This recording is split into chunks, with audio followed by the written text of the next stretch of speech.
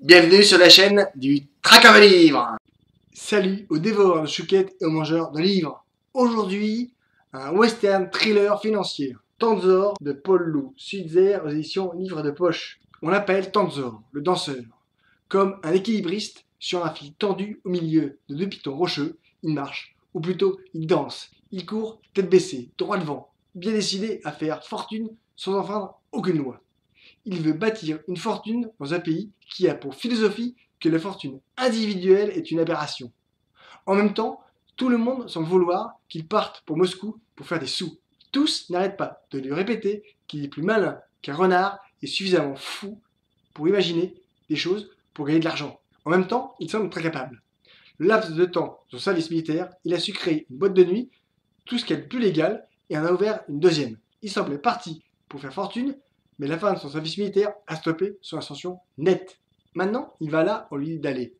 Il est électricien, chic, il sait faire, mais il ne peut s'empêcher de regarder ce qui se trouve autour de lui. Il scrute, observe et analyse tout ce qu'il voit. En même temps, il joue au football et part dans les délires avec ses potes. Il a 20 ans et veut vivre une vie plus sympa. Pourtant, il s'ennuie profondément. Il a très envie de se lancer. Il a juste besoin d'un petit coup de pied aux fesses pour se décider. Il débarque en Yakoutie pour régler un problème électrique sur des renards argentés. Toute une histoire. En même temps, plus au nord, c'est pas possible. Il pousse des glaçons sur les arbres. C'est là qu'il essaie de le tuer pour la première fois. Il survit parce que le matériel est pourri. Mais il sent qu'ils vont recommencer. Et ils poursuivent dans leur volonté de le descendre à Tbilissi et à Moscou. Le premier sang coule.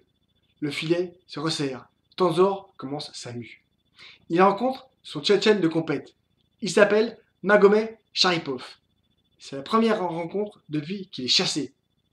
Ce qui lui arrive est probablement une suite d'une vieille histoire avec sa mère. Pourtant, il n'est personne. Il respecte les lois, même s'il se fiche royalement de qui dirige quoi. Il n'est rien et ne menace personne. Mais un rien qui réfléchit dans un système sur le point de s'effondrer peut s'avérer dangereux.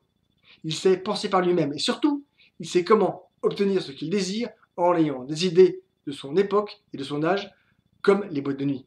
Un jeune géorgien qui veut juste vivre mieux sans pour autant suivre les lignes prédéfinies par le plan que tout le monde suit par peur de se faire rayer de la carte.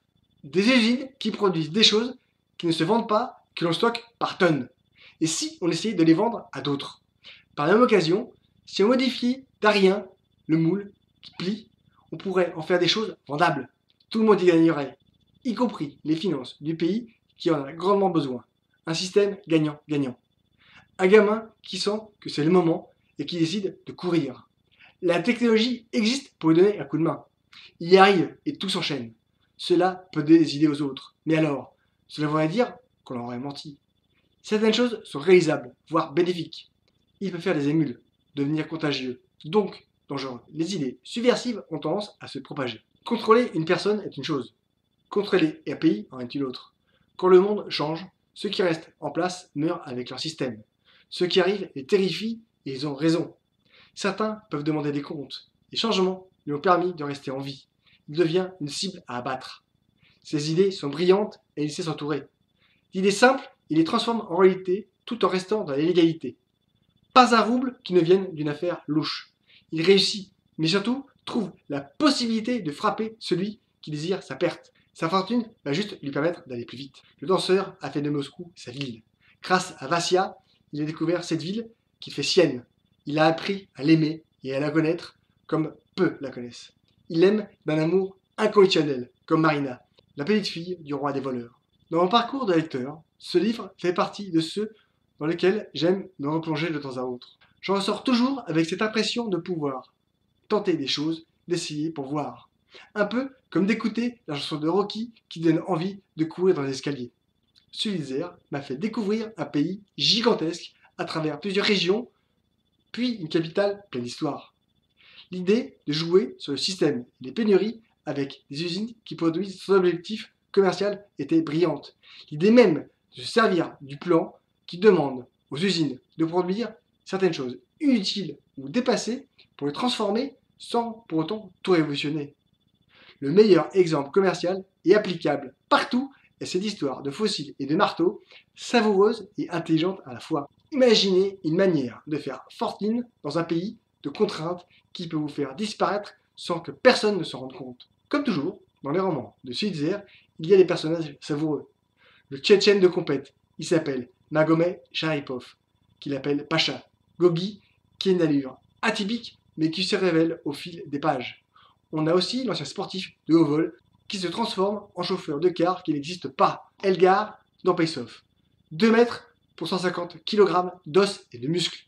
On a aussi le roi des voleurs, Vassia, reste Marina, la femme qui le rend dingue et qui lui a fait les poches à sa descente de train. Les romans de Paul Switzer, ce ne sont pas juste de la finance ou de l'action.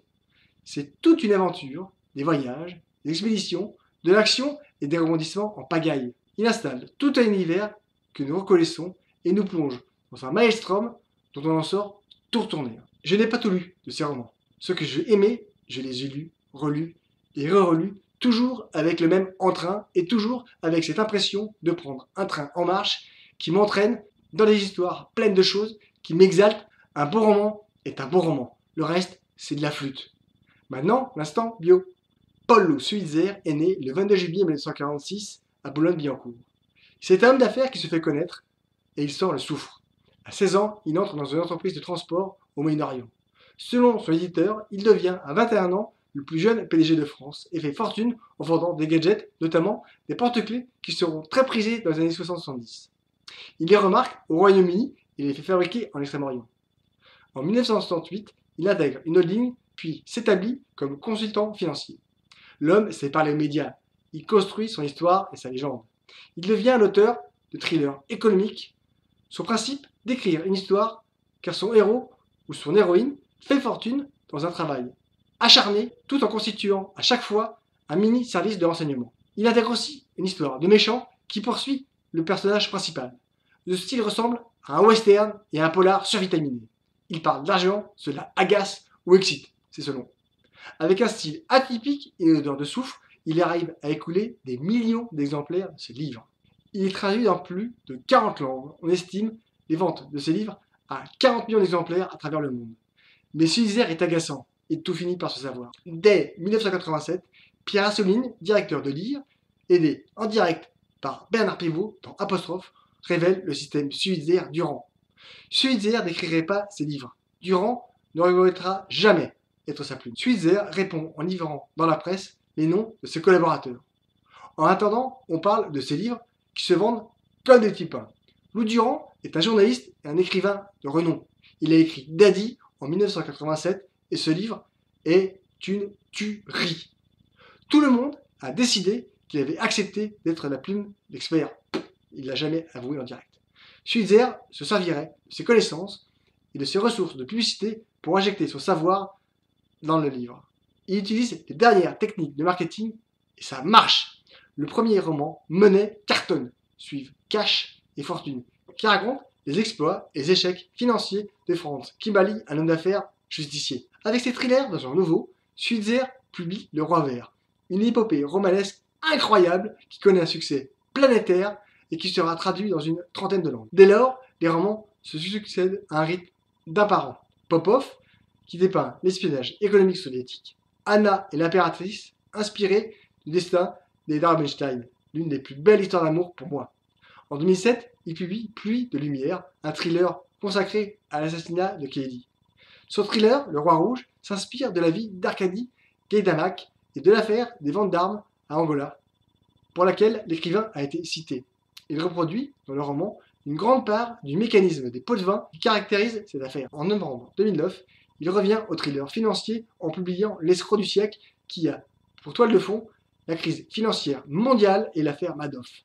Il poursuit ses publications avec Soleil Rouge et L'enfant de cette mère que j'ai adoré. En septembre 2011, il publie L'Empire du Nénuphar qui met à nouveau en scène son héros fétiche Franz Kibali. En 1990, Paul Switzer joue dans le film Monnaie. En 1994, il publie Le régime Switzer après avoir perdu 26 kilos.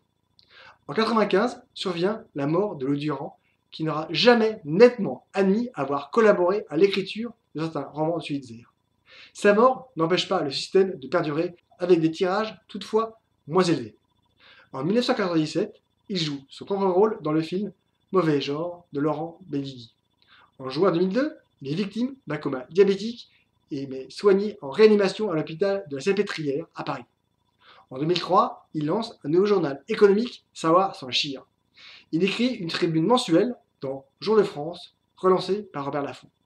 De vous à moi, certains de ce livre sont géniaux et personne à ce jour n'a réussi à prendre sa place. Découvrez Tanzor, c'est un roman qui fait du bien dans un pays extraordinaire. Franchement, vous allez vous éclater. Lisez, likez, commentez, partagez, parlez-en autour de vous.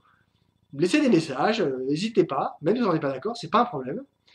Mangez chouquette, profitez-en, à bientôt, salut. Tanzor de Paul Lou, Sudzer aux éditions Livre de Poche.